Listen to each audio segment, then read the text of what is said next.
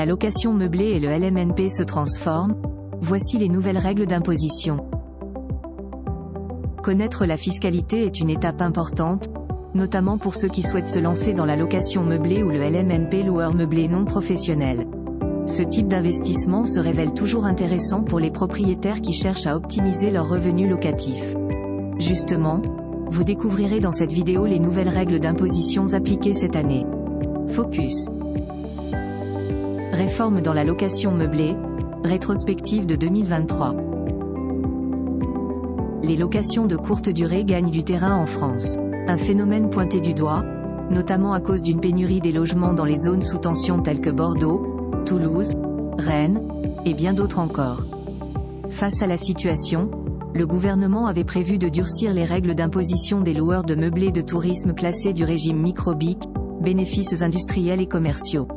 Et ce, dans le cadre du PLF 2024. Le Sénat, quant à lui, s'est acharné sur les loueurs de meublés de tourisme non classés. La réforme sénatoriale est la suivante: les propriétaires bailleurs de location meublée de courte durée ou saisonnière concernés devront relever du régime micro-BIC.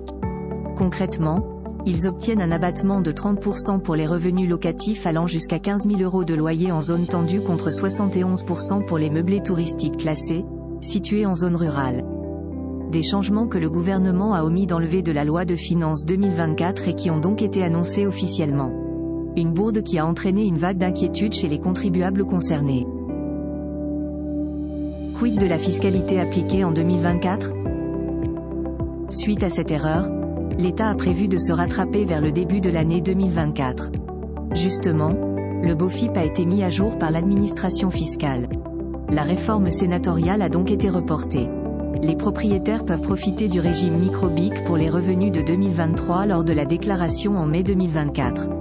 Et ce, tout en respectant les anciennes règles. Autrement dit, si vos recettes de l'année précédente ne dépassent pas les 77 700 €, vous pouvez les déclarer au micro-BIC et par conséquent, jouir d'un abattement forfaitaire à hauteur de 50%.